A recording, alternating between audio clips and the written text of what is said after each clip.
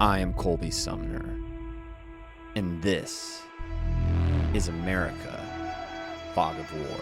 Pride of our nation, this day have set upon a mighty endeavor, a struggle to preserve our republic. Men's souls will be shaken with the violences of... The cost of freedom is always high, but Americans have always paid it. And one path we shall never choose, and that is the path of surrender. I can hear you! I can hear you! The rest of the world hears you! And the people who knock these buildings down will hear all of it. We're told that on his body was found a diary. Under the heading, My Pledge, he had written these words: America must win this war. Therefore, I will work, I will save, I will sacrifice, I will endure.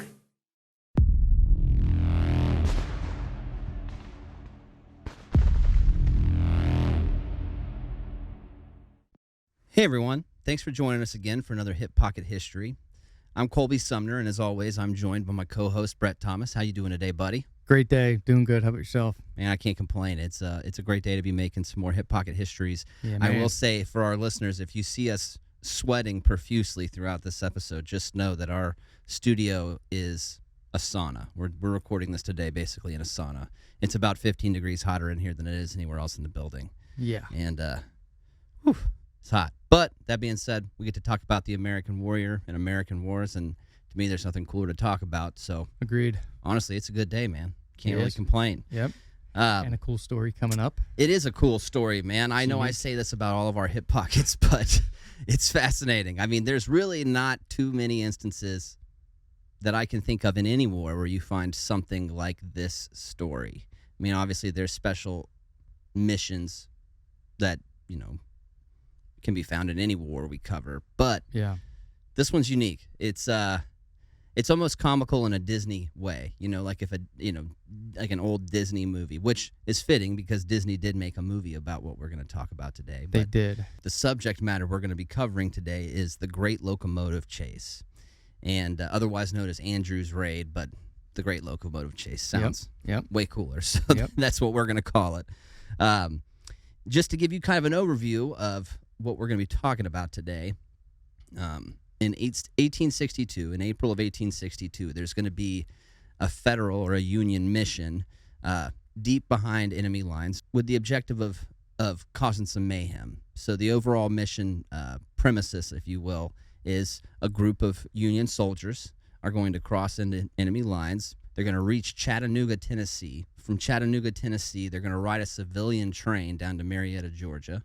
Once they're in Marietta, Georgia, they're going to get off that train, wait a night, the next morning, board a new train that's heading back northbound towards Chattanooga, take control of that train, basically commandeer it from whoever's piloting it, and ride it the whole way back. And as they go, their objective is to stop and tear up rail track and burn bridges and do whatever they can to cripple the Western and Atlantic Railroad. What could go wrong? I mean, riding on a train doesn't sound that bad. Right, deep in enemy territory. Yeah. There's a lot to this. So that being said, to do this, they're first going to need their men, their volunteers for this mission, and they're going to need 23. If I'm going to put a number on it, 23 volunteers plus the commander, so 24 guys total. Step right up. Yep. But they go to the Army of the Ohio for this request for men. The guy that's in charge of this mission Okay. is attached to the Army of the Ohio. Specifically, he's going to target one division within that army, and that's going to be made up of the 33rd, the 2nd, and the 21st Ohio regiments, Ohio Volunteer Infantry regiments. And these guys are experienced. They're not green. They've seen either combat, whether that's in 1st Manassas, earlier the year before, or some more recent skirmishes, whether that's in Kentucky or Tennessee, what have you. These guys do have some combat experience. Experience matters. Right. So, the commander of this mission approaches the various commanders of these infantry brigades and tells them what he needs, and those infantry brigades pass on word and ask for volunteers, and 23 guys end up volunteering. A few of these guys specifically are kind of sought out in the volunteering process, and they're sought out because of their civilian, pre-war civilian careers. That's going to be Wilson Brown, Martin Hawkins, and William Knight. They all worked for railroad companies before the war started, so they have experience with railroads. I believe some of them might even be conductors. So they just have a working knowledge of railroads, trains, how everything is going to go down, how to operate the train, how to operate the switches and the rails and all that stuff. It's important. But that being said, they're going to be the guys that pilot this commandeered, Confederate train. Even though it's a civilian train, it's still Confederate train. These guys are all, like I said, in one division, and that division belongs to a guy named Brigadier General Ormsby Mitchell. Ormsby, that's a crazy first name, man. Yep, very unique. We're just going to call him General Mitchell from here on out. But he's the commanding officer for this division. He's a West Pointer. He had resigned from the Army in the 1830s and pursued many different civilian careers. And just to kind of sum this guy up, he is almost bored. In a sense, he's constantly looking for a way to get after the enemy, to get after the Confederates, right? He's constantly wanting to take the fight to them, right, in any way, shape, or form he can. Which leads us to the guy that basically thinks up this entire mission, this expedition into Confederate lines. He's a civilian, and there's little known about him, but his name is James J. Andrews. Yeah, so Andrews, he's like Mr. Mysterious. There's nothing known about him prior to the war, but when the war does break out, he's working in Kentucky, and he happens to be working on the railroad. Now, this guy is interesting because as soon as the war breaks out, he too is looking for something to do, and maybe another one of those guys that's almost bored. He just wants to constantly go. Right, and bored, and as a civilian, he's going to do things that he can do, and what he did was he was taking medicine in the early stages of the war into the Confederacy, and he would come back out to the Union side with intelligence reports or information, anything to give troop to strength command. numbers, anything he could find. Really. Right, and it's during these trips back and forth from Kentucky that he had his eye on the railroad as well, and so he developed an idea to sabotage the railroad, specifically the Western and Atlantic Railroad, because of his travels in and out of there, and having Chattanooga as a center point in that rail section to take that on, for removing it from the Confederacy. So with this guy and General Mitchell, they're going to become. This is why you have military and civilian. They become very close with each other because they kind of have the same idea and the same experience on the railroad. Same mindset about the war and trying to pursue it to the fullest. Like, let's bring the rebellion down kind of thing. Well, it's interesting because, obviously the railroad's something he had prior war knowledge on. Yeah. And then that's primarily what he's gathering intelligence on. But there's also a reason just beyond maybe a personal interest in attacking railroads. I mean, like we've mentioned numerous times up to this point, that throughout the Civil War, railroads are a huge part of waging war against against whoever their opponent is, both North and South. They're using it for supplies, to transport men. I mean, we talked about that at first Manassas. For the first time ever. Right, Manassas, right. Moving troops from the valley over to, Manassas Junction. And it makes all the difference in the world, because without those troops being there, the Confederates that were originally at Manassas Junction probably would have got rolled right up. Right. I mean, by McDowell's force, because it would have outnumbered them so much. That being said, the North, like we've also mentioned before, has a huge advantage in railroads because there's railroads all over the place. Everywhere. In the South, you've got one rail line, one continuous rail line that connects the Western and Eastern theaters. And that one rail line just happens to pass from Chattanooga, at least a portion of it passes from Chattanooga down to Atlanta. In Atlanta, behind Richmond, it's the second most important munitions center in the Confederacy. And beyond munitions, they're doing all kind of other stuff out of Atlanta as well. It's a very important city. Right. I mean, that's why Sherman makes it a point of, starting his march to the sea at Atlanta later in the war. Yeah. Now, that being said, making this even more of an effective idea, or something that could realistically be accomplished for these Union troops and for Andrews. Chattanooga, Tennessee is only 70 miles from where they're camped at right now, which I know that sounds like a long ways, but really you can make that distance at least in 2 days. If you're really wanting to huff it out, maybe a 24-hour period, you could do 70 miles. Really be moving.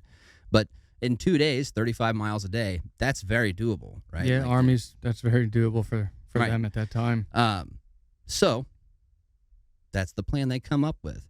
Also out of Chattanooga, like we had said before, they're going to ride the train they commandeer back up to Chattanooga. Well, in Chattanooga, they have the option of hopping on other railroads from there and riding it out of town. Right. So there's a bunch of things coming together. Now, part of their escape strategy ties into General Mitchell and his division. Once the expedition, this raiding party, essentially makes it back to Chattanooga, their goal is not to head back to where they're stationed at right now, like where they have the army camped. Right. While they're gone, General Mitchell's going to pick his division up and march across Tennessee into Alabama for Huntsville. Huntsville would be strategically located in a position where it would be making an attack on Chattanooga much more feasible. Yeah, it's not far west of Chattanooga.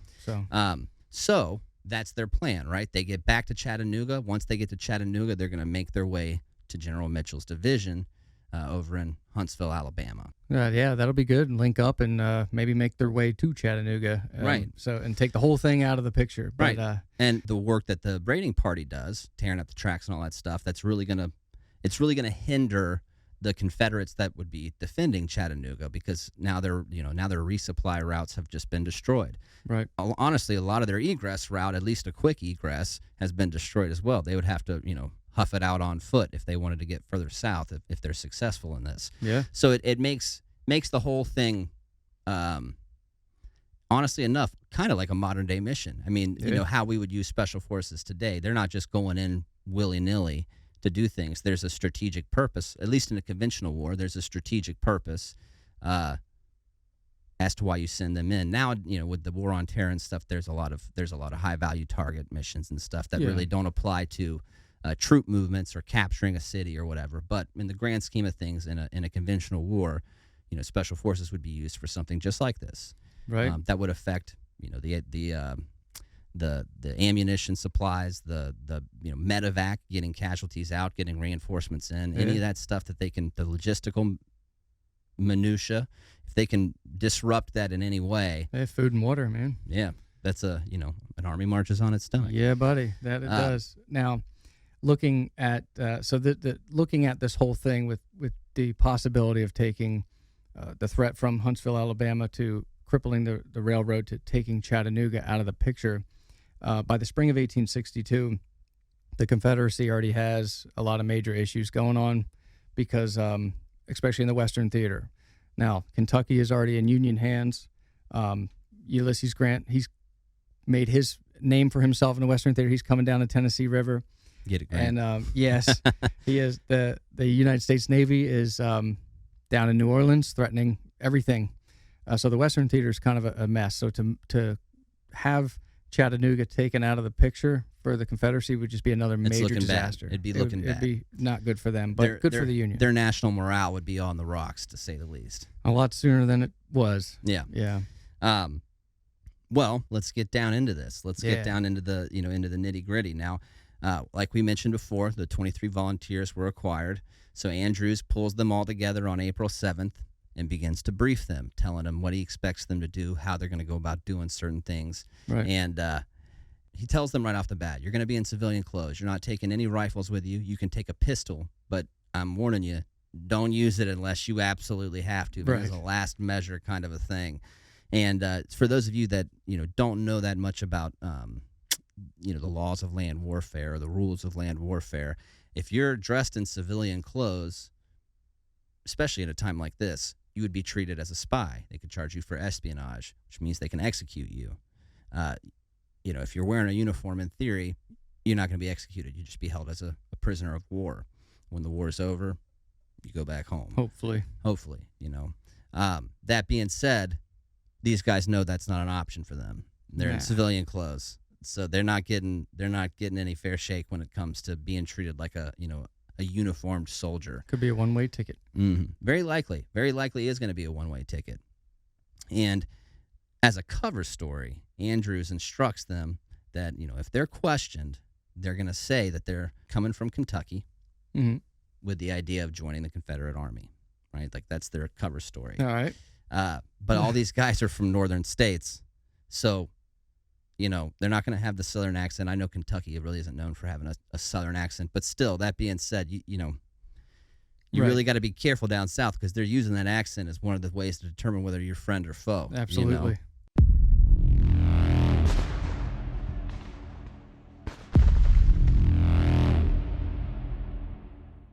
This episode brought to you by Civil War Trails. With over 1,300 sites to explore across 6 states, Civil War Trails is the world's largest open-air museum. Drive the Gettysburg Campaign turn by turn. Paddle past Frederick Douglass's birthplace or hike to remote artillery positions. Follow Civil War Trails and create some history of your own. Civil War Trails is not just about the adventure. When you stand in the footsteps of history, these stories become more relevant than ever before. Visit civilwartrails.org to request a brochure today.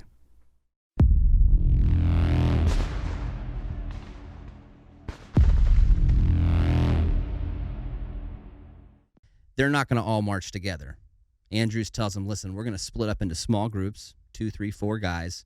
You're going to get across enemy lines by any means, whatever you can, figure out that you can be successful in, whether that's walking the whole way, whether that's taking some kind of a river transport, whether that's hopping on the back of a wagon or whatever you can think of, right? And successfully get away with doing.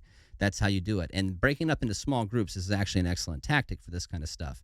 Up in the more northern territories in Afghanistan, and even down by us, they would do this. But you can find videos of this online. Right. Specifically, I'm thinking of like the Battle of Wanat. So up in the Waigaw River Valley, there was a large attack on a U.S. It's supposed to be a platoon. It was actually a platoon minus, so it's a little less than a full platoon. But a U.S. Army platoon had gone in to set up an outpost, a combat outpost, a new cop. And, a detachment of like 200 Taliban ends up attacking them. And when the Taliban were making their maneuver to that position, they had to come over mountains and travel all kind of different ways to get there. Instead of all marching together and being obvious to all these, drones and unmanned aerial observation that we have going on over there, they would break up into small groups, 2, 3, 4 guys, and they would make their way to the target that way, all taking different routes. Everybody's doing it. And they're blending in, too. If they are seen, it doesn't look like anything unusual. They're not carrying rifles on their backs. They have everything hidden, So that's the same thing Andrews instructs this, his party of raiders, essentially, to do. They have a time window, though, because like I had mentioned earlier, General Mitchell is planning on attacking Huntsville, Alabama on a certain day. Right. And their plans have to coincide time frame wise. Yeah. So Andrews tells his guys, you have 4 days to get from here to Chattanooga. 4 days. That's our schedule. If you get there early, great. Hang out, wait, stay out of sight, out of mind. Get a hotel. Exactly. But don't be late, don't be late. Yeah. So, like we said, from Chattanooga, the goal is to catch a train southbound to Marietta. When they get to Marietta, they're going to take a night, spend the night there, wake up the next morning, and catch the first northbound train leaving in the morning. Right. All right. When they would, when they do that, the goal is to, like I had mentioned earlier, take over the train. Yep. Take over the train, get up through Chattanooga, get on another train, travel west on the Memphis and Charleston into the friendly lines with Mitchell there. Back towards Huntsville, Alabama with General Mitchell. And then overall the plan will be to eventually take Chattanooga. Now, one of the members, his name's Corporal William Pittenger, he remembered Andrews saying about this mission. He said, "Boys, we're going into danger, but for results that can be tremendous." So with the knowledge of that information, the party started towards Chattanooga.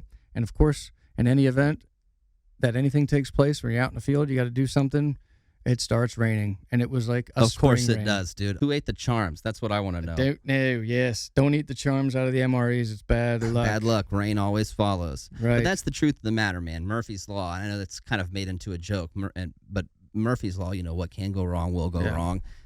It tends to be more accurate than inaccurate. You know what I mean? I think of all the various missions we've been on, training or in actual combat, and it never, ever goes like 100% according to plan. There's always something that comes up to interfere with the flow of the op, and you have to adapt on the fly. Yeah. And some of the best guys in the military are those that are able to adapt quickly. Right. Quickly, comfortably, cool-headed. They don't let it get under their skin that they got to change the plan, and they just do it. They just know the objective, and they do whatever they can to get that objective done. Well, in this case, it's no sunny day in May, and these guys are talking about maneuvering through over the next 4 days, major flooding, major stuff. One of the guys said that the whole country was it just looked like a vast, the whole thing's covered in a sheet of water. Like there was very submerged. So of course, your avenues of travel are going to be compromised, and they're going to be a little more congested because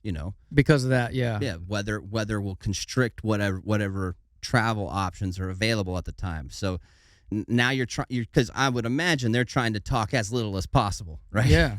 I mean, they don't want to be going and telling all kind of fishing stories and stuff. Like they're trying to keep their mouths shut. Yeah, I'd be avoiding as many people as I could as possible. But in any case, these guys, despite having to do that, in any case, they gotta get through rebel outposts. They gotta get through the local population and the farmers, and staying in barns and eating whatever they can get from people, or anything along the way. So and you got to have a place to sleep somewhere. And with that story, it seemed to work. Nobody had a problem throughout this point.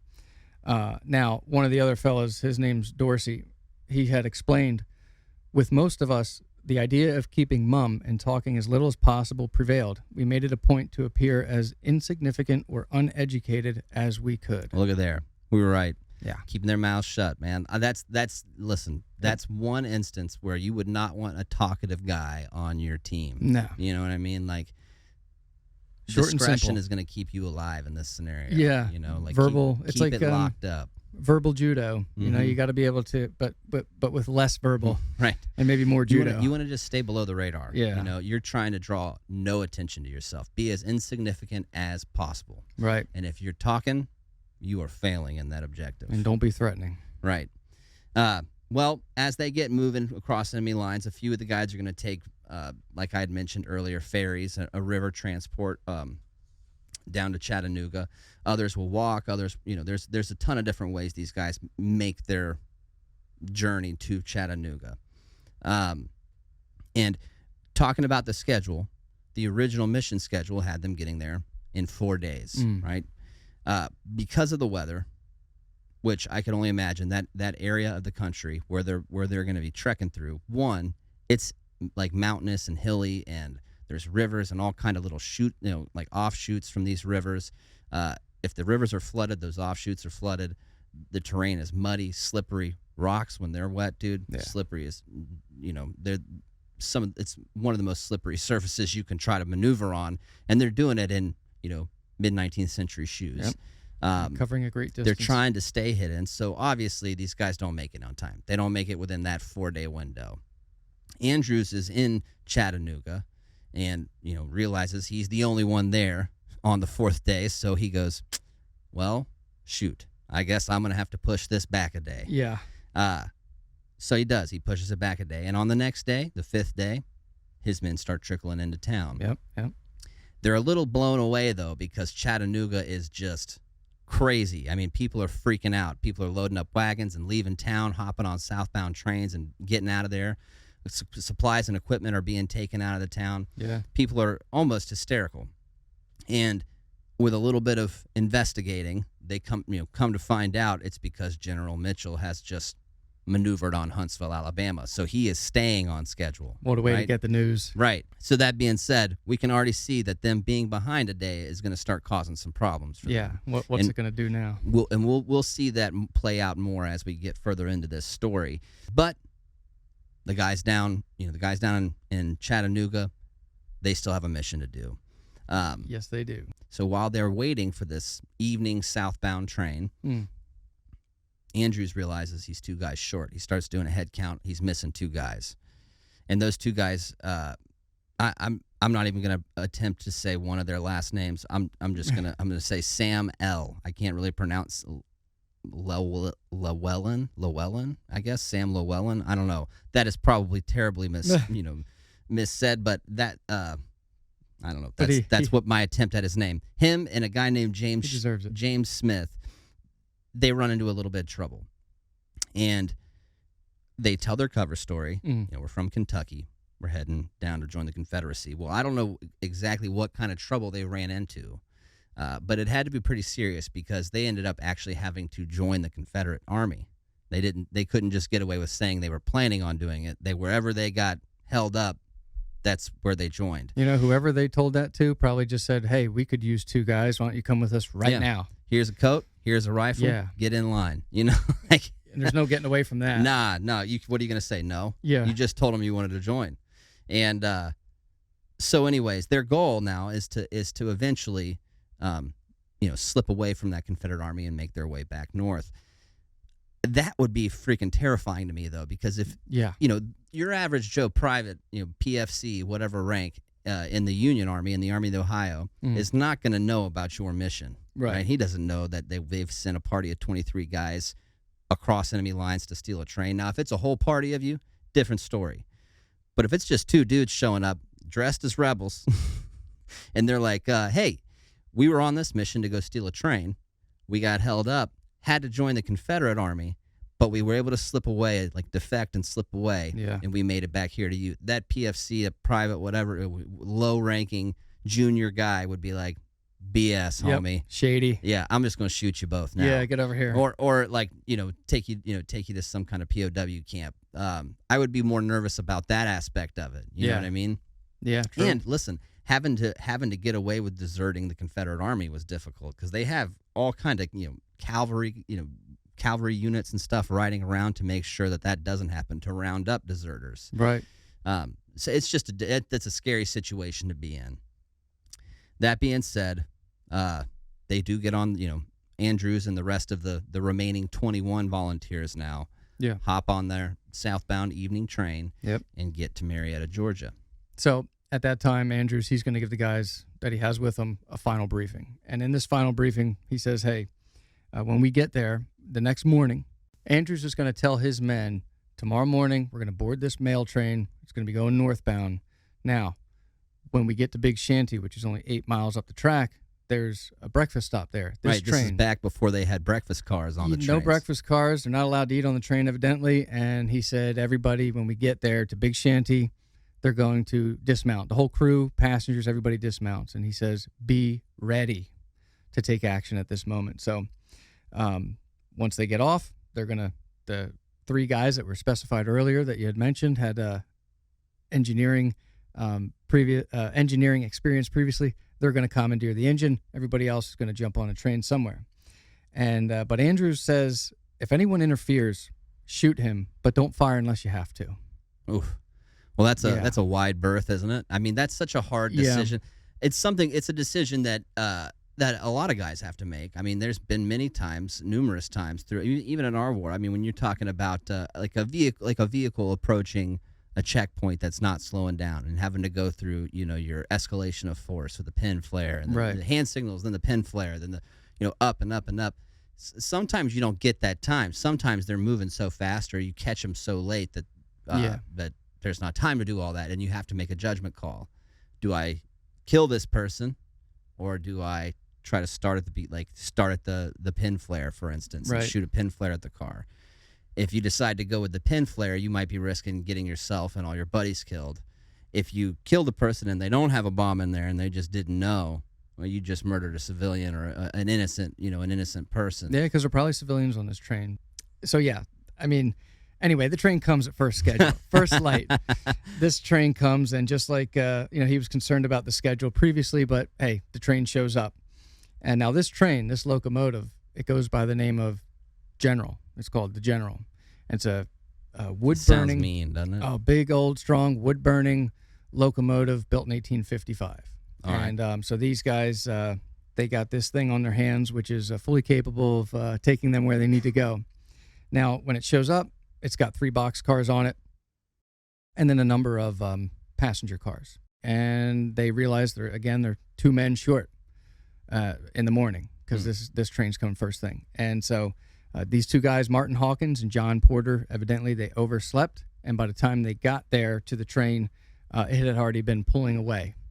So, dude, these how guys crappy is that? are man? stranded. You know, it's one thing to be late to something like that and miss it. You already feel crappy enough as it is. But now they're also stuck way deep in the South. Yeah. And they can't steal a train.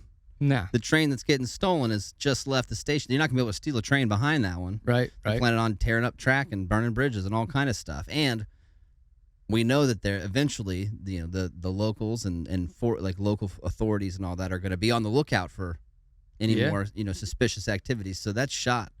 That would suck. That sucks worse than having to join the army, I think. Oh, yeah. Well, at that point, you probably just got to walk right away, like leave right now, because if the train gets stolen and you're approaching, you're still there in town, it might ask you, what's going on? What are you doing here? Yeah, you guys don't talk like you're from around here. Right.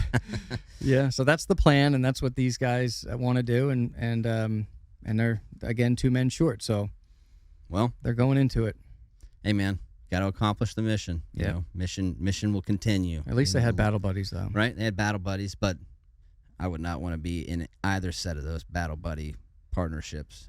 Either in the having to enlist in your enemy's army or. I'll just pick up a Southern twang real quick. Well, listen, but you know what? If you're from the South, you for the most, there's some people that can fool you, but for the most part, man, you can tell when it's genuine and when it's not. Right. Like you. Now there are different dialects and stuff of Southern accent. Yeah. Actually, there's a comedian, man. He's on. He was famous from SNL. I'm pissed I can't think of his name right now. He did the Portlandia TV show. I don't know. Well, I apologize to listeners. I'm sure many of you are going, it's this guy. How do you not know his name? My mind is blank I'm the right worst now. at it, yeah. But he has this spiel where he does the accents around the country. Like he has like a map, a big map of the U.S. and a big like old school wooden pointer stick that a teacher would use for a chalkboard, and he'll go to Minnesota. Yeah. Like well, he gets down south and he starts talking about the nuances of Southern accents, and he starts hitting different Southern states as accents. That guy could fool you. Yeah. Yeah, it's comical. He exaggerates some of it because it's for comedy. Sure. But dude, he's spot on though. Like his take on the accent it's money. And that's so that is one thing. I mean, I guess if you're familiar with a certain region's accent that's outside of Georgia, because that part of Georgia is going to have a specific accent. Yeah. If you're more town. familiar with, I don't know, Texas accent or a Mississippi accent, something outside a Virginia accent, something different than what you would hear in Georgia. Maybe they could get away with it, but yeah, I would be beyond reluctant to try. Yeah. Just throwing an accent on, because it's really easy to break, and it's also really easy to break an accent, just on accident. You know what I Right. mean? One Like, word. Yeah, and if you One letter. if you do that, you've just sold yourself down the river. Like I like if someone was trying to do that to me and they're killing it, and then they got one word where that it broke a little bit, I would know immediately. Yeah. I would know immediately. I'd be like, that ain't legit, dude. You just messed up. Yeah. Like this isn't how you normally talk. Yep. Let's get them, boys. But that being said, mission's got to continue. So they get on the train, they start riding out of Marietta, and at around 6:45 they reach Big Shanty. And just like predicted, all the civilian passengers are going to get off the train and go in for a good Southern breakfast. That's amazing. And when they do, Andrews takes it as his cue. It's time to go. You know what I mean? So he sends his 3 guys down to the engine. He sends the rest of his guys down to one of the passenger cars, or an empty box car down at the end. Yeah. And get rid of them passenger cars. right. He's having them get rid of the passenger cars. He's having them make sure that the tracks are switched to the right. You know, there's a offshoot track where trains can pull off and let other directional trains pass them, which we're going to talk about more here in a little bit. And then there's also the main track, and there's a switch that will switch the the direction of the actual like track that the train is running on to one or the other. So they're checking to make sure that's switched to the right thing. They're detaching all the passenger cars and getting this thing light and, high speed, low drag. Yes. You know what I mean? Like trying to get it ready to really skedaddle out of there. It's all about the setup too. And as they're doing this, they're using, from what we've gathered, they're using a lot of hand signals. I mean, they're not barking out orders or anything, but I just want you to picture this. I want you to picture a party of about, 20 guys, give or take, Right. coming out of one of these passenger cars, collectively standing together, and then one guy standing in front of them and pointing, you go there, you go there, you do this, you go there. Even if he's not really talking loud, it looks suspicious, to say the least. Why aren't they eating breakfast? Right. Well, and why is he sending them they look like they're on a mission. Yeah. You know what I mean? Like it's obvious when you see someone that's on a mission. Yeah. And some Confederate, sentries that are in some way guarding this rail station notice this. Wow. And they think, what the heck's he doing?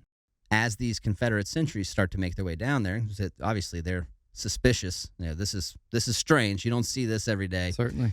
I don't know if Andrews notices them coming and speeds things along, or if they just were that quick in getting everything done they needed to. But he manages to get the train up and running, moving out of town before these Confederate sentries make it down there to them. So they almost got stopped before they got started. Right. But they made it out. Full send, man. Somebody, if they saw anything, just slam that thing home and go. I just think about being one of those sentries, right? And like looking down at this train and seeing all this take place. Right. I don't think I would have to approach. I don't think I would have to approach it. The only reservation I would have is if it's a body of like some kind of like Confederate guerrillas that are, for whatever reason, doing things in a military aspect. But yeah, I don't know. I think I would find that so suspicious. I might just start I might shoot at them. I might not shoot them. I might shoot above them or shoot in the air, shoot a gun. Raise the alarm, I guess, is the thing I'm looking for. Raise the alarm somehow. I wouldn't just go down to question them. I'd be like, hey, let's get a bunch of people down here. We can't let that train leave. Something funky's going on. Yeah. Spread the word, something. But hey, man, I'm also, I'm experienced, right? I've been to combat twice. These sentries probably hadn't. So. And I'm sure that the guys doing this, with all their experience, just unclipping things and setting things up and moving around and doing this. Probably I'm so sure fast. It was so fast that by the time these sentries probably could maybe know that something's not right, like this doesn't look right. They probably think, okay, probably had to see the whole thing before they realized, well, there actually is a problem here. Yeah. And I'm sure the train was already moving by then. Yeah. But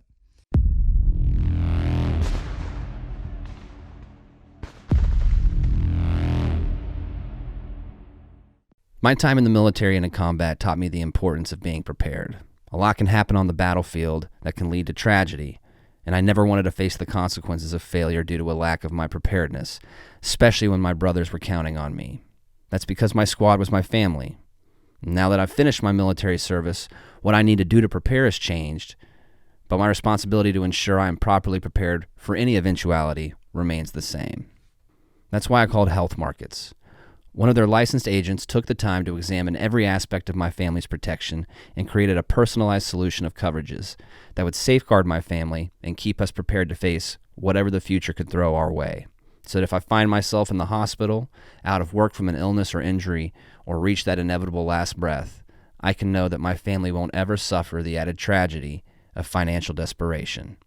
So go to www.healthmarkets.com to connect with an agent and make the preparations you need to face any eventuality today.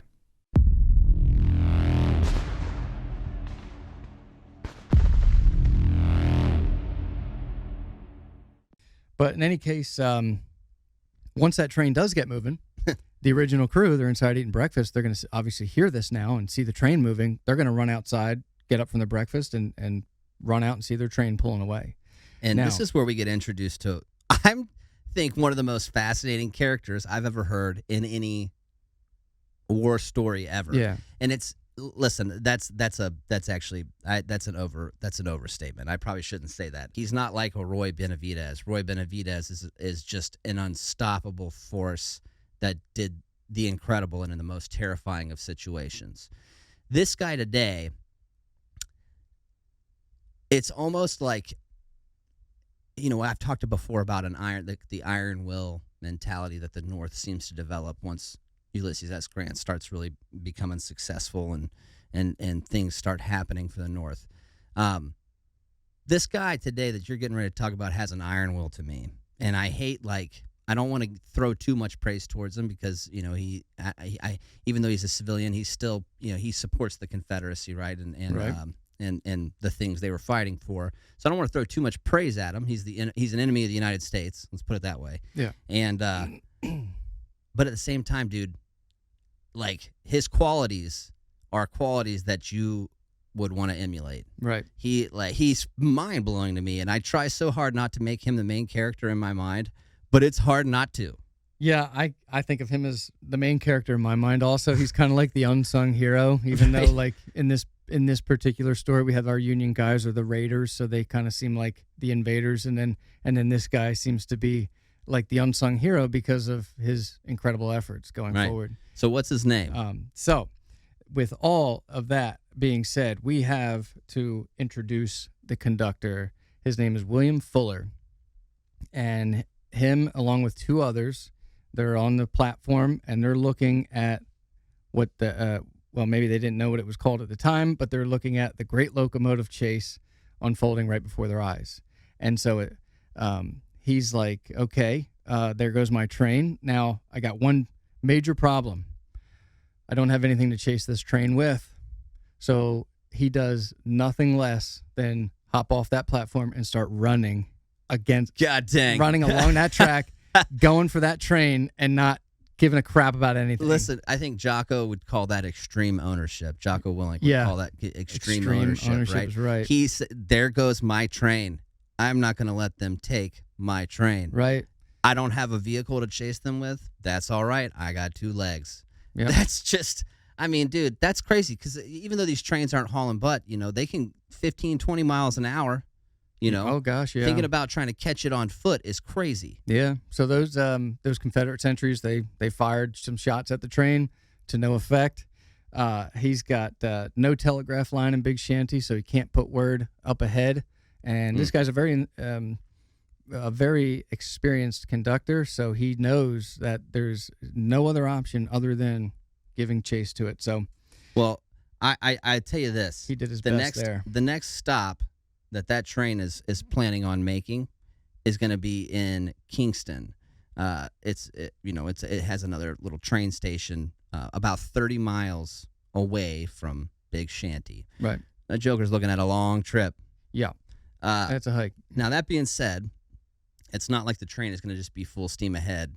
Well, they got to probably keep it on schedule. Well, they got to keep it on schedule, but they also have the goal of destroying the track, crippling this Western and Atlantic Railroad in any way they can, right? So that's tearing up track, burning bridges, creating obstacles, whether that's felling trees, whatever they can do. Telegraph lines, cut them up. Like you had just mentioned before, cutting telegraph lines, all that stuff. And so the guys, the Federal raiders on board the general are actively doing that between Big Shanty and Kingston.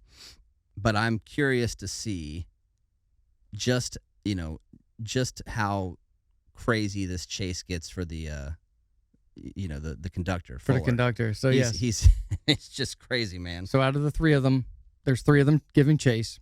And so Fuller, what he does is he comes across this repair crew along the way. And they have a small pole car.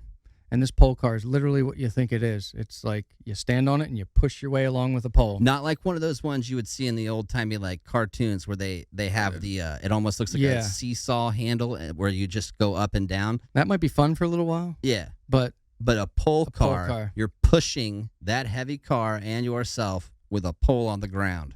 It looks like I would imagine it to look like punting, the thing how they do like their It's like canoeing over in England, but instead of using a paddle, they just use a long pole and push off the bottom of the river or lake or whatever they're on. It kind of made me think of like the boats in Italy that are or where like that France, too. They do the same thing. Same They push thing, pushing with a pole. pole instead of like paddle. Yeah. So that's what comes to mind when I think of this pole car. So this gets his feet off the ground, and these guys are these three Georgians. They're continuing along, and of course along the way they discover not power lines.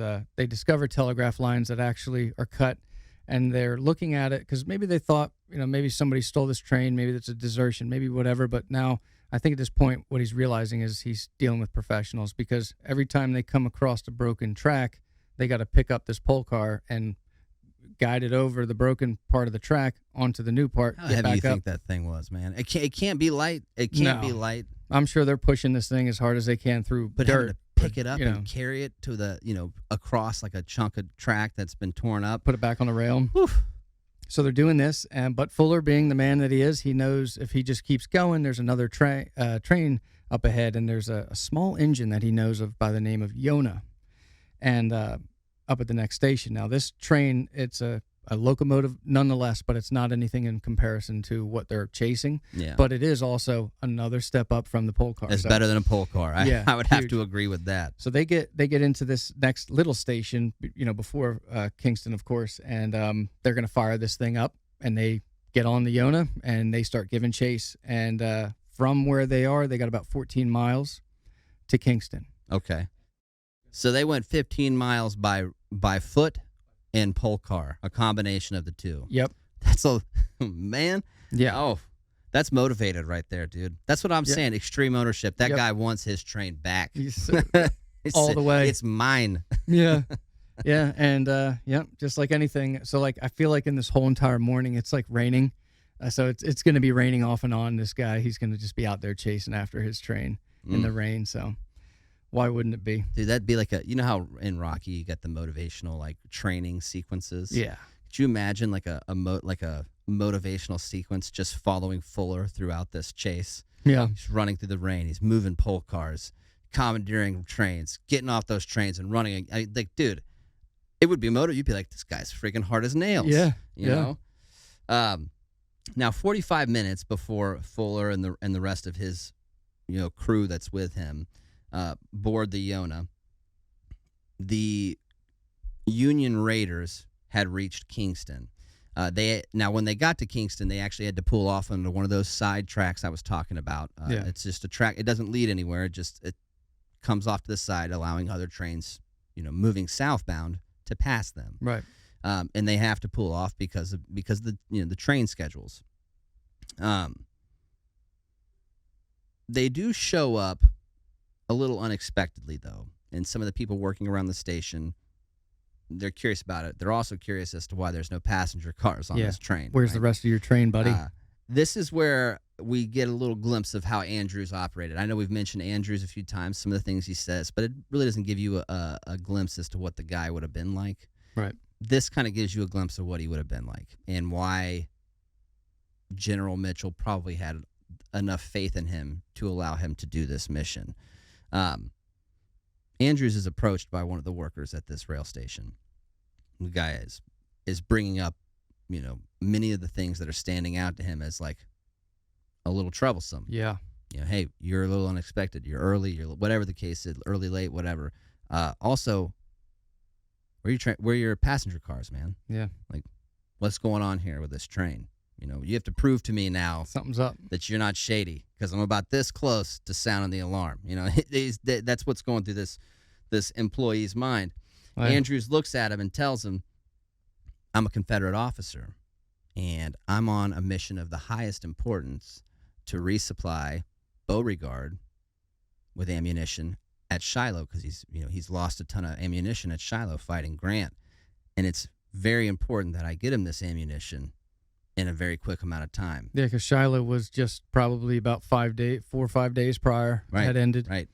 So it makes And, perfect sense. And so the employee at the station believes it, right? Yeah. Believes it.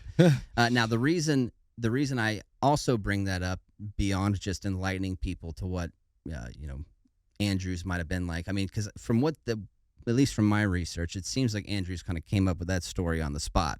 He in all actuality, he probably had that one cooked up, ready to go. Yeah. But you gotta, I mean, listen, you gotta be mighty comfortable with your situation to be able to pull a lie off believably. Right. You know what I mean? Especially something like that. And a civilian at that. He's now saying that I'm an officer in the Confederate States Army. Like, now you got to act like an officer and be confident in that sense to be able to give these commands or give these stories and make it believable. Right. Well, that being said, they buy it, but they do have to pull off onto this side rail and allow some of these southbound trains to pass them. Yep. Well, as we talked about before, the schedule, right? How they're a day behind. The Raiders are a day behind on their schedule. General Mitchell is on schedule, right? His attack on Huntsville has caused some serious problems because, not only was Chattanooga kind of in an uproar, a few days before this, but now there's unexpected southbound trains coming in, right? Unscheduled trains that are being pulled back in an emergency capacity. Well, the whole area is threatened now because of the Union Army being in the area, I'm sure. They're freaking out, I'm sure that happens in any war-torn society. Yeah. You know what I mean? Yeah. You're going to have that when the enemy gets close. The civilian population is going to start freaking and want to evacuate, and they're going to want to, move all their, all the military supplies that they have stationed in that area, troops they have stationed in that area, get them back to a secure location. They don't want them anywhere near the enemy. Certainly. Well, that's what's happening here. As the last scheduled train pulls into the station, Andrews is looking at it like, heck yeah, man, here we go. We're getting ready to roll. Yep. And then he notices a red flag on the back of the train, which means it's not there's an unscheduled train behind it. He waits. He gets it. He gets notified as to why these things are showing up. And when that unscheduled train shows up to the station, there's a red flag on the back of it. So there's another one coming, right? So he keeps having to wait. Yeah, that having to wait, like they had a pretty comfortable lead, I think, in the beginning, knowing that they were about 45 minutes before the Yonah was ever commandeered. But these guys, because of these delays in multiple trains with these multiple red flags unplanned and everything, it's also going to cause them, what's causing them to be about 60 minutes, a little bit more than an hour, just sitting there.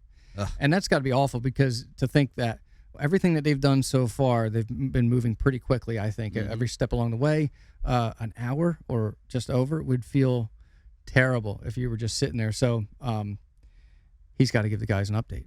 So he goes out there, the engineer Knight, who's running the train. He's going to move into the boxcar with the other guys inside, and he's going to say, boys, we've got to wait a while more for one more train that's behind time, and the local folks around are getting edgy. If you're called, be ready to jump out and fight. So these guys are just sitting in probably a dark boxcar, and that's the word they get, be ready to jump out and fight. But thankfully, that last southbound train came through, and Andrews and his men, they're ready, and they take off and jump on that northbound track, and they keep on keeping on. But interestingly enough, though, William Fuller, as soon as they leave, he gets there only 4 minutes later. Now, 4 minutes could be a long time, and also it sounds close, but it's really not. I mean, it's close. It's as far as trains in that era go, it's close, right? Because their trains aren't moving that fast. You know what I mean? Like I said earlier, 15, 20 miles an hour. Right. Now they're also getting into really hilly, mountainous country too. Yeah. Winding country. They're starting to get there, which means the trains are moving slower. So 4 minutes behind made good That's time. not that far behind, man. That's pretty close, considering he started out on foot that day. Right. Right. You know? He's making up with good time, but of course, in any event, he found the same problem. Now he has 3 southbound trains in front of him that had come further down the track. Mm-hmm. He can't get to the siding with the Yonah, so he once again makes the decision that I don't have time for this. He dismounts and takes off on foot again. He's going to run. So he previously ran 2 miles before he got to the pole car. Now he's going to jump back on the ground and run another 2 miles as far as he can go. because he knows that there's another train up ahead in a place called Rome, Georgia. It's like a small station. I think it's not on the main line, but he knows that it's there. Mm-hmm. And once he makes his way there on foot running, he's going to find that Rome train and he's going to get on it. Same ways with the Yona, and he's going to just take his pursuit on with something else. He never gives up. He's just constantly moving. Iron will, bro. Iron will doesn't stop to think. Just He wants keeps his going. train back. Yeah. So the next place the Raiders are heading for is a town called Adairsville. And at Adairsville, they know they have 2 more scheduled southbound trains that have to pass them, there. So they're going to have to pull off on that side rail again to allow these 2 trains to pass them.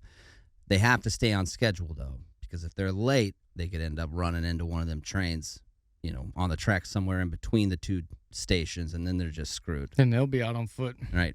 So Andrew and his men, now the whole time they've been on this raid so far, every time they stop, they don't hear any word of their, of their raid, because all the telegraph wires have been cut. And their cover story seems to work everywhere they go. The story about Andrews being a Confederate officer, and they're trying to, in an emergent way, resupply Beauregard's army with ammunition. I actually have a quote here from someone that worked at a Georgian that worked at one of these stations, or was at least in and around one of these stations. He said this about Andrews and his story. All right. He said, quote, "I'd as soon have suspected Mr. Jefferson Davis himself as a man who talked with the assurance Andrews did." So Andrews right there, and they talk differently back then. So let me just kind of modernize that a little bit. Basically, he's saying Andrews had such confidence in the way he, presented himself to anybody that interacted with him, especially someone he was trying to fool, I would take it, that this guy's saying, I think, the only other person I think that would have been like that is Jefferson Davis himself, the president of the Confederacy, right? Yeah. So, just needless to say, that's probably a good reason why their story's been, believed thus far. Before reaching Adairsville, they're almost there, but they decide they're going to stop and tear up some track one more time, cause some obstacles and basically cripple this rail line as best they can in any way. While they're stopped, they can see smoke from Fuller and his little band of people chasing after them. He can see smoke from their train, right, Way out there. over the trees, and they know that they are being pursued because they're having to, whatever that train is that's coming has had to bypass so much obstructed, train track, get across all kind of obstacles. They know that it's with intention that there's a train there. It's not Right. just a regularly scheduled train. Right. Needless to say, this causes a little bit of panic among the guys. They all scramble to get back on the train and get on with the trip. Well, because of this torn up track, Fuller dismounts. We're back to the guy chasing them now. He dismounts off of this engine, the Rome, and decides to take off running after them a third time. Instead of having to deal with this track, obviously he ain't going to lift a train and carry it across the broken track. He takes off running. Yeah, buddy. This guy, dude, you can't stop him. No. You can't stop him. Now, the Union soldiers, they pull into Adairsville, and they were notified that there's a southbound passenger train running half an hour late. They can't have that. Can't have that. There's no time. Now for they know someone's chasing them. They know, gig's getting ready. It's about this close to being up. You know what I mean? We can't be waiting around here for another hour like we did earlier. Well, Andrews, when he's told this, looks at the guy that's passing this word along that there's a train running late. Andrews is like, "Bro, I'm leaving right now." Right. He leans into his story more. He a lot of people would start getting panicky there and have a hard time making clutch decisions, in the moment. But Andrews seems like one of those guys that just operated well in high stress situations. Yep. At least this kind of stress is different than a battlefield stress, right? There are different types of stress. Certainly. Battlefield stress, not that it's a cakewalk, but I can manage that stress. this stuff right here, I mean, I've never been in a situation like that, so I really don't know how I would handle that kind of stress. You know what I mean? Like, that's different.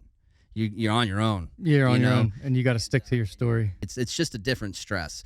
But he leans into the story. He's not backing down. He says, I'm gonna have to go right now. If the Yankees attack Beauregard back, over near Shiloh, Beauregard doesn't have enough powder to last 3 hours in a fight. Right. It's vital that I get moving. It's like on an emotional level, right? There's it's like the carrots and sticks approach, right? Like, yeah, you can tell me not to go, but you're going to get the stick, and the stick in that situation is Beauregard's army is going to be defeated, and it's going to be because you made this decision, right? The carrot is you're supposed to not let me go, but you can let me go, and you might save the Confederacy. That's the carrot, right? He's hitting him like he's giving him, in a way, options, right? He's creating urgency of the matter. He's creating urgency, and he's including this guy in the glory. You know what I mean? Like, it's going to be, if you let us go, you save the day, man. You save the day. So, that being said, Andrews orders, hey, open up the throttle. Let's get out of here. And they get going. But they have to reach the next station before the train had been coming from Chattanooga, that southbound train that's running late, before it does. That's a great big gamble right there. It is a big gamble, because it's not like they actually know, and they're 30 minutes late, right? So they could be like right down the track. You don't know. Yeah. They do end up making it to the Calhoun is the next station. It's where the next station is, the town of Calhoun, and they make it just in time. Okay. The southbound passenger train. Listen, this is crazy to me. I mean, when I say just in time, it's not like 5 minutes later that southbound train came rolling into the station. The southbound train had already been through that station, and it was coming out the other side. And here's this train coming. Here's the general coming from around a bend or something. Stops their train and reverses it back into the station far enough so that their train can get off onto a sidecar or a side rail. I mean, so when I say just in time, like another minute longer, that train's not stopping. It's not going to be quick like that. Right. But anyways, I just think that's pretty fascinating. But again, now that they're on this side rail, though, like where they were at the first stop of the day, letting all those trains pass them, Andrews can't wait there because he's got pursuers now. Yeah. So things can't be patient anymore. It's got to go right now. So he uses the same thing he did at the last station. Like, hey man, if Beauregard gets in a fight, he doesn't have enough ammo for like even a 3-hour fight with Grant and the Federals. Yeah. You have to let me go now. And it works again. They get the train going again. Tried and true there. That's pretty neat. So, that's a great gamble that paid off in his favor there. So once they get going again on the northbound train, he has in front of him just wide open track. So that's probably got to feel good, and he's moving along. But of course, as we know, Conductor Fuller, he is still in hot pursuit.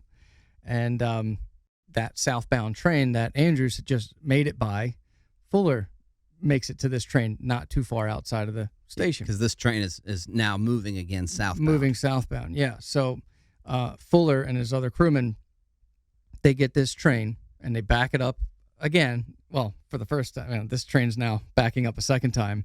He's going to get everything unhooked on the track, and he's going to commandeer this engine. I'm sure his story was just as urgent as well. Right. So gets everything unhooked. His guys get everything good and going, and now they're on top of this locomotive by the name of Texas. Now, the Texas, it's also a great big locomotive, same size as the General. So it's an even playing field now. Playing field, finally. So he's gone from the foot to the pole car to everything you can imagine. Anyway, this train's, of course, facing southbound, so they got to slam it in reverse. So they give chase to the General. See, that's what I'm saying, man. This is like perfect for a Disney, like the comedic relief of an old Disney movie, right? I mean, you've got this. If you look at Fuller like as if he's the bad guy, right? Yeah. You've got this just uber determined bad guy, runs through the rain, carries pole cars, commandeers train after train, he's so motivated that he'll chase you in reverse. Yeah. You know what I mean? Like, he Right. doesn't even take the time to turn the train around. He's just going to chase you backwards. It's just perfect. I mean, it's hard not to imagine this thing that way because it plays out like that in your mind so easily. Yeah. You know what I mean? And the guy's brilliant. It seems like every step along the way he does not have to think about it. He just does it. He sounds like he's very experienced, to say the least. And so there they were at Calhoun, and before, of course, making his giving chase in reverse, they're going to spread the word, spread the alarm. Let's get something going here. And I'm sure he's doing that everywhere he goes because, once again, there's still no working telegraph line. So cut. So yep, 5 miles north of Calhoun, there's a bridge, and Andrews and his men, this is like their first target. And they want to, of course, burn this bridge. Now, after leaving Big Shanty, they're finally approaching something that they can more than just cutting up rails and cutting power lines there. So they stop to cut the telegraph wires one more time. They pry up the rails, and the sound in the distance is the Texas charging down these rails. they hear it stomping. blowing its horn, its Whistle, smoke, I'm sure it's just loud as ever. But one of the men, Pittenger again, says, this is what he has to say. He goes, at that instant, loud and clear from the south, came the whistle of the engine in pursuit. By the sound, it was near and closing in fast. 1,000 thunderclaps couldn't have startled us more. Dude, that's very descriptive. That's one thing about this time period. Yeah. You know, sometimes you'll get a quote and you'll be like, that's kind of confusing. Let me unpack what they're saying there. Right. Sometimes you get some quotes that are just geniusly descriptive. I mean, like, far more descriptive than we could do in the same amount of words nowadays. Right. You know what I mean?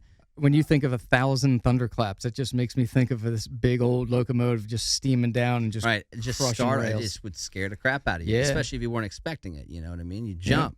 Yep. So these Everybody be jump scared at something like that. And I can tell you, you know, I've never been in a situation like that before, Right. but having been in some pretty crazy situations, I find it a little easier than it was before to put myself into this situation, right? I mean, and I know all historical enthusiasts do this. Yeah. They try to put themselves in the shoes of the people that they're learning about, and it's part of the draw to history, right? It's people are generally able to do that on some level. You can see, you know, they can connect with the people of the past in some way, right? Right. And I have found that after, you know, being through, you know, 2 combat deployments and numerous gunfights and all kind of crazy stuff, I'm able to put myself in those positions a lot easier than I was before, and I feel like a lot more realistically. You know, I can kind of I almost get the gut feeling. You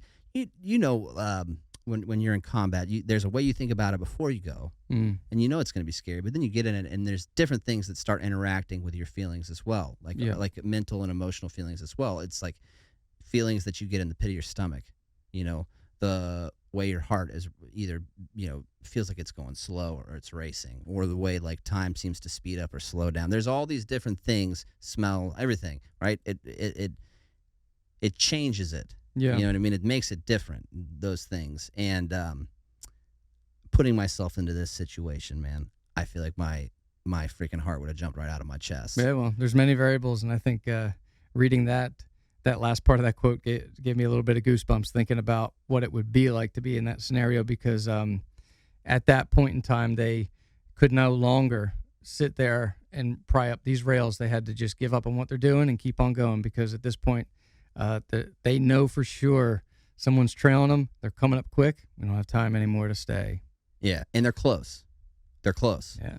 Because, like we mentioned earlier, Fuller and his little crew have, you know, they have an apple. You know, we're comparing apples to apples. It's no longer apples and oranges. They're playing with the same gear. Right. And these guys that are stopped tearing up this track, these raiders hear the train, freak out.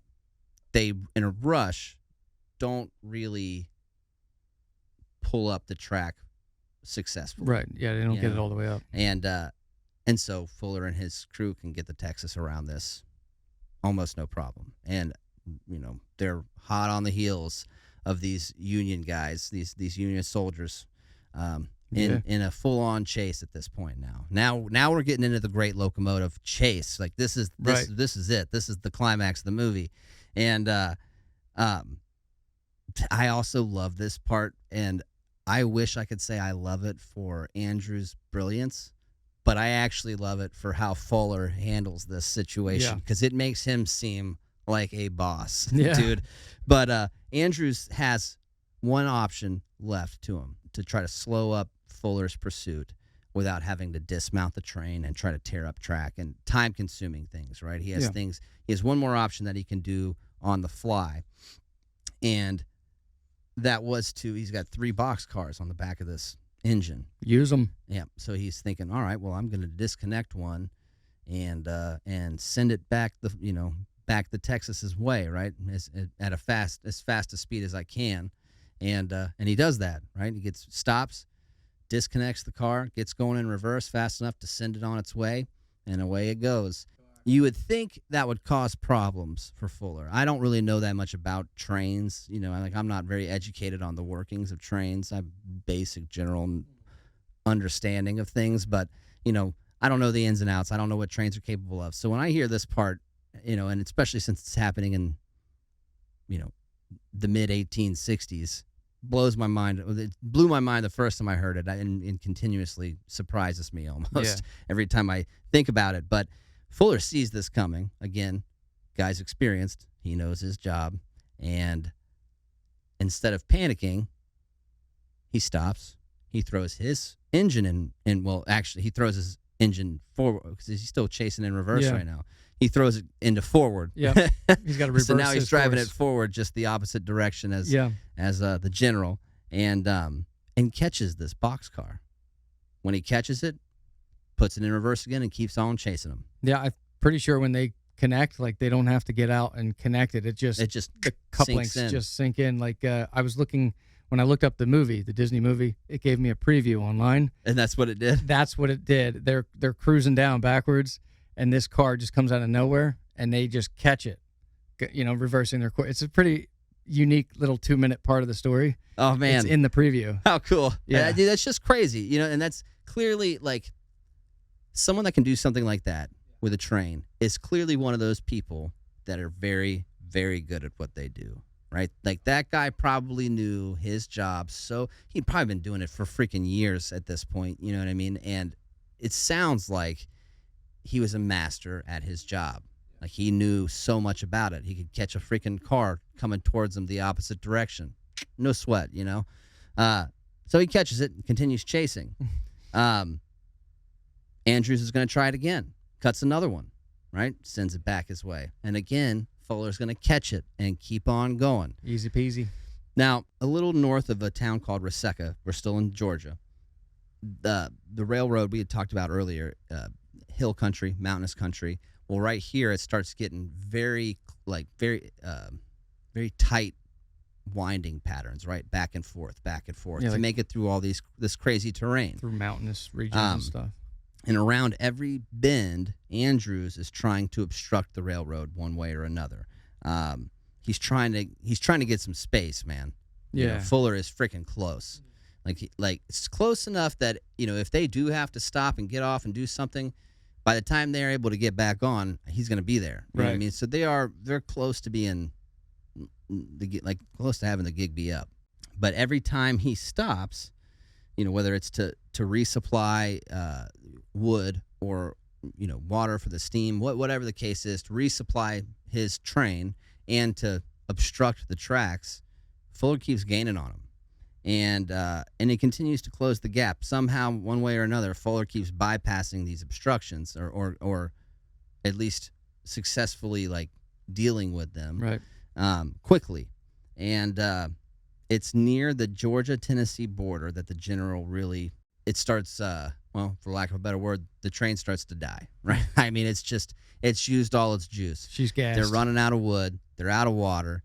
The things that make this train go, they just don't have it. And it's understandable, too, because since they had started this journey, they had already gone 100 miles, from beginning to where they're at now, 100 miles, and not easy riding, right? They're probably getting the most out of this train they can. Yeah. You know, full speed through these turns, through crazy terrain. I would have to imagine that it chews stuff up quicker than it would normally. Yeah. You know, use supplies. And that's a long distance. I mean, 100 miles, that is short. It's No. not short. Andrews understands where, you know, the situation his raiding force is in. Gigs up, right? We can't use this train anymore. And we haven't made it back to Chattanooga yet. Not what I want to hear, boss. Right? They're still a little shy of Chattanooga. Yeah. And, in fact, they're still in Georgia, which is not what you want at this point in the war, to be a Union soldier stuck in northern Georgia. Right. Andrews will attempt one more time to disable or delay Fuller, the guy chasing him. And he does that by throwing the general into reverse. Right? And he puts the train, the engine car itself, into reverse and sends it down the track towards the approaching Texas. Last little bit. It's not even surprising right now, but Fuller sees it coming, catches it too. Yep. At that point, this is interesting. This is kind of interesting about Fuller. So Fuller catches the general. He's got his train back. He was successful. He's mine. I want it back. He got it back. Now he will send a message back to the nearest station. Basically, he'll say that they need to send out people to round up the fleeing raiders, right? Like, hey, we've got a party of Union, whether sympathizers or if they're actually soldiers on a raiding party, whatever they were. Right. They're enemy. We got enemy here. They're trying to flee. Send some people out to catch them. Yeah. And then after he does that, he's reported as saying something along the lines of, "My duty ended here." Right? Like, I'm done. Like, I did my duty. I did my job. I got my train back. I notified someone that there were fleeing, enemy forces. And I'm done, man. 100 miles later. 100 miles later. He ran, 4 separate times? Three separate times? I think he ran 3 separate times. So a total of 7 miles on foot. Yep.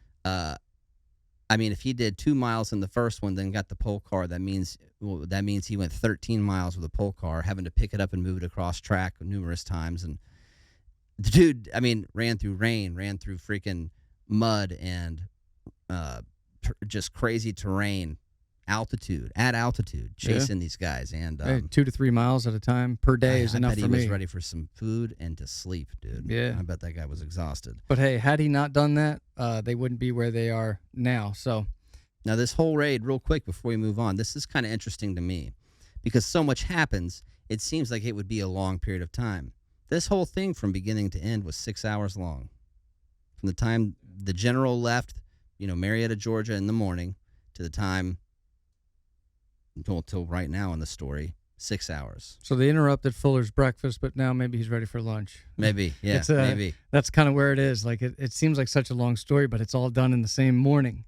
But in any event, Confederate cavalry and local people, they got notification of this. They got the lookout, and they are searching. Everybody's searching for these Yankee bandits, as they may call them. And one after another, unfortunately, they were, they'd be rounded up, they'd be caught, they'd be captured. Now, 2 of these guys, Alf Wilson and Mark Wood, they actually did come up with a good story. Because, of course, the old story's not working anymore. But right. When you're being pursued, not a better idea to say, maybe they're the ones going out and spreading the word, and they're the ones that are saying, we're pursuing these Yankees. Join them. Join them. Right. So they may have been running around telling the local people, "Hey, come on, we're this way or that way. Come on, we're looking with you." But with that story, they actually almost made it back to Union lines. But this part is crazy. They almost made it all the way back using that story. But at some point along the line, there was a civilian that pointed these 2 guys out on the original train early that morning that the they passenger hijacked. cars that they got rid of at Big Shanty. A civilian in that passenger car was witness to this whole thing originally going down in he was like, those 2 right there. Those guys are Yankees. Get them. And so they actually didn't make it back. But of the original party, the 2 that you had mentioned previously that had enlisted and had to get out of there somehow, they were able to desert and make it back to Union lines. That's the craziest part to me. out of everybody's situation, the two guys that got left in Marietta, Georgia, is the worst. Yeah. But the second worst is, in my opinion, the guys that had to enlist in the Confederate Army, because then they have to desert we went through all this earlier, but it's surprising to me that they are the only two that successfully evade back to friendly lines immediately following this mission, Right. without ever getting captured. Yep. Everybody else, man, they get yoked up. Yep. Everybody gets yoked up, and everybody is inside Confederate territory and in trouble. Now, Found in civilian clothes as well. right. Now, Andrews, of course, he knows he's the leader of this party. He knows he's in trouble because he's already, at some point in time, previously known to the Confederacy because he was operating on both sides of the fence, as we had talked about earlier in the war. And so he's going to be found guilty. He's going to be charged. And he's going to be sentenced to death by hanging. And now the next night, Andrews, along with another guy, John Wollum, they're going to escape. They're in a jail in Chattanooga, and they make an escape. Well, I mean, if I was going to get hung, I'd try to figure out a way to escape too. You know, this isn't the only prison escape either in the Civil War. There's a few. The one I just heard about the other day was actually I went to Matt Atkinson's lecture. You know, at Gettysburg, they do the winter lecture series down at the battlefield every winter. A lot of the Rangers will do lectures on specific topics.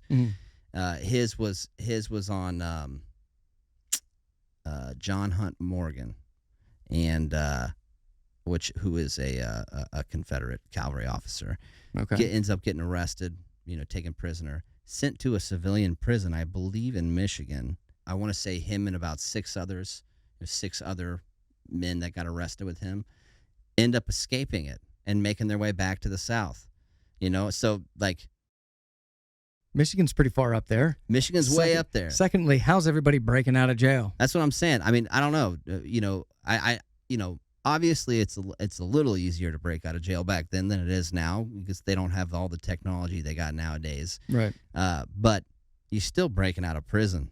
It can't be that. I mean, there's a lot of people that stay in prison back in this era, so it can't be that easy. Can't be that easy. It just makes me think, man, like the kind of people this war puts in positions like this, like, you know, what people are capable of. People that probably would never have an experience where they would be in prison normally. Right.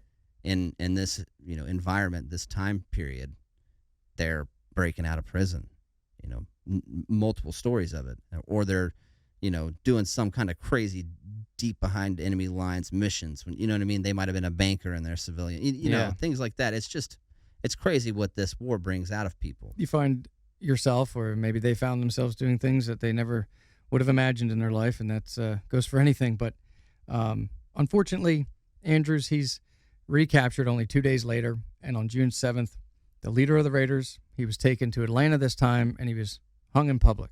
Now, Fuller did say that he commented on it, saying that Andrews died bravely up there. So Fuller went and watched it. Yep, Fuller went and watched it, of course. I mean, why wouldn't he? Yeah, see it through to the end, I guess. He's the number one witness. And so these guys, and the other guy that was with Andrews, he was out there for about another month, but he got wound. John Wollum got picked up again too. So these guys, not in a good spot. No, and listen, Andrews won't be the only one to be executed. Yeah. There's about a close to a dozen, somewhere in that ballpark, of these Union Raiders get transferred to Knoxville. 7 of them are tried by a military court. All 7 are found guilty of espionage. Yep. And they're brought to Atlanta, and they're sentenced to be executed, hanged to death. And they have one of them give the last words for everybody in the group. That guy's name is George D. Wilson. And this is what he says at the time. It's actually kind of crazy. It is prophetic almost, you know, like he hits it right on the head. And I have we both have played around with death, right? Like we've come close a few times, and you know, you contemplate your mortality. You get an idea of, like, you know, the reality. Yeah, just like how real what you're considering, you know, is, and how, you know, also, especially because there's a good chance it could happen. even that makes you think about things so much differently, right? You start thinking about things on a way deeper level. And here we are, I don't know, almost 10 years later. Yeah. We're still alive. We didn't actually die. We didn't get to that point. We weren't standing on a gallows with a rope around our neck. Right. But a lot goes out the window at that time, because it really, you think about it, that you focus on some of the most basic, You forget all human the minutia stuff. rights and beliefs and how you feel about death, because it's really, you're dead or you're alive, and you cut out all the gray and you look at it black and white, and it's like, hey, these are the only options. Right. Or these are the things that are important to me. And it's interesting because last words, it's something that you don't really hear a lot about nowadays. People's last words, whether they're being executed or they die, just die of natural cause, whatever the case is. But Right. in this time period, last words are a big deal. And what this guy has to say is just, it's crazy, man. It's almost spooky, but you could see too that he's not trying to instigate the crowd that's there, because it's all Southerners watching him. It's all Confederate sympathizers at least watching him, and his guys get hung. But you get this sense that almost like a John Brown, ominous, foreshadowing, you guys might be winning today, but pain is coming your way, and things are not going to end up the way you want them to, even if you do kill us today. It's very interesting. This is what he has to say. Quote, "The 7 of us have been condemned here as spies. We aren't that, even though those who convicted us knew. A lot of you are a lot of you are going to live to be sorry for what you're now doing. More than that, you're going to see the stars and stripes waving again over the ground this scaffold stands on." End quote. Not easy to say when you got a rope around your neck, but when you believe in something so wholeheartedly and you believe in the cause and why you're there and what you're doing, I guess a prelude to the future like that would be not easy to say, like I said, but it would just seem to flow from his lips, probably like, yeah, we're going to win this war and we're going to bring the states back together. He's almost saying, you think you're hurting us right now. Yeah. But in the end, you guys are going to be the ones that, you're hurting us. You think you're winning the most points right now because you're hurting us personally. You're taking our lives personally. But we're part of something bigger than just ourselves here. Right. Everybody in this war is, right? If you're on the Confederate side, you're part of the Confederacy, which is bigger than an individual. Same thing with the Union. And this guy's looking out, and instead of the misconception that personal victory, like the most we can take from a person, is the ultimate victory. He realizes that the ultimate victory is to take from, the thing bigger than the individual, right? The thing that the purpose or the cause for which they do what they do every day, right?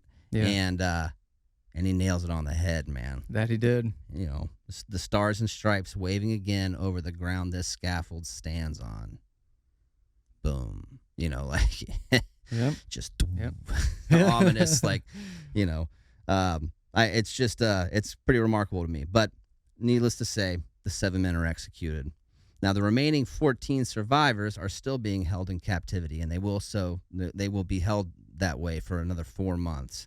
In mid-October, they hear a rumor that they're going to be tried. The rest of them will be tried in a military court as well. And they all see the writing on the wall, right? And, everybody that's gone before a military court has ended up being killed thus far. Yeah. Hanged, right? And which is not a way I would want to go. These guys are all soldiers, so if they have to choose, they're probably choosing on the battlefield, not being hung like a spy. Right, yeah. So on October 16th, the remaining, a collection of the remaining raid survivors are going to break out of prison. And now keep in mind, their prison's in Atlanta, right? So once they do get out, they got a long ways to go to get to friendly lines. Yeah. I mean, Atlanta is way down there. It's way down there, It's past Marietta. It's further than where the 2 guys that got left in Marietta are. Right. And then once they do this, of course, everybody's going to be notified and gonna be looking for him again. Yeah, all the way back up to the north. Yeah, Everybody's looking for you. And needless to say, 8 of them. So I believe there's we said 14 guys are left. Yeah. 8 of those 14 are able to make it back into Union lines. At least somebody's getting back finally. I want to know 4 how months later. how those 8 dudes though made it from Atlanta to friendly lines, but they couldn't make it from the Georgia-Tennessee border True. to Huntsville, Alabama without getting caught. Like, Yeah. where did that come from? Yeah. Where was that, a few months ago? Yeah, true. But I guess when you know you're going to be hanged, motivation gets a little heavier. Yeah, there's, I'm sure, in any case, there's more motivation. There's always motivation for something. But now, so that was October. Now, by March of 1863, so the following year, 6 raiders were still in Confederate hands. They were exchanged as prisoners. Now, the Union, this whole, of course, thing, after Huntsville, Alabama, the Union Army was not able to take Chattanooga at that time. So, of course, the mission never linked these two parties together. But an interesting fact is all of the survivors, all of these guys had received the Medal of Honor, and they were the first recipients of this decoration in our nation's history. Isn't that cool, man? Yeah. And I hear we watched a video. Gary Edelman was doing a video with the American Battlefield Trust, and they were at a museum. I want to say it's the Civil War Southern Museum of railroads or something. I'm just I don't remember where it was, I'm not doing a good job of passing along the name of this museum. But we'll look it up and try to put it in the show notes. But yeah, it's there. It was pretty interesting. Obviously, they're going to go into a little more detail than we do. They're in the museum with experts on this matter, the guys that are actually working with the real general, the train. They still have it. I mean, it's still there. So watching that, I believe that not only are they the first ones awarded this medal, but the medal was basically, I mean, the medal was created essentially, like, passed through the halls of government and authorized for military use and as an award and all that. Yeah. Maybe a month before this. Yeah, it wasn't too long before it. Right. So like that, not only are they the first ones to get it, but it's like a month after it even becomes a thing, then they're already getting nominated for it. And that goes to show you that, listen, I'm always reading about American wars. So any American war, I'm in it constantly. Have been since I was a child. I had never heard this story before. Me neither. And doing the research for this season, I just happened to come across it one day, and I was like, bro, we got to do a hip pocket on this. It's crazy. And now come to find out, it's like, it's pretty popular. There's a ton of people that know about it. I, though, being, I would say, more on the extreme end of enthusiastic about learning American history and specifically about wars, I had never heard of it before. So all of this was pretty cool to find out, and I hope everybody listening and watching has enjoyed this as much as we did, learning about all this. But now, one interesting thing, one of those Medal of Honor recipients is a guy we've talked about a few times in this episode. His name is Corporal William Pittinger, and we've taken a few quotes from him. Yep.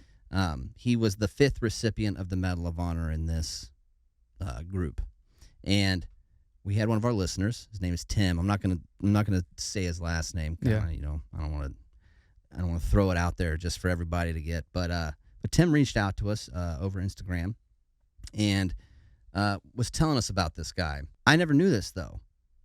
Pittinger is buried right outside of Camp Pendleton. What's interesting also is that when he reached out to us, he didn't say anything about. It's kind of unique that we were writing this and getting ready to record this. He didn't know. He had no clue. He just said, "Hey, you guys are Marines. You ever been to Pendleton? You should check this out." Right. And I thought, wow, we're about to do this, and gave us all this information on it.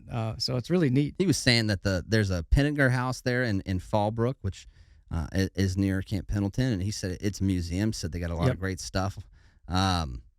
Said actually many of the artifacts on loan there come from his father's collection, Tim's father's collection. So thanks for reaching out, Tim. We really appreciate it, man. And And we really appreciate all the listeners, man. I mean, course. we appreciate people tuning in and enjoying and engaging with us over this topic, because that's what it's about, right? It's more than just having a story told to you.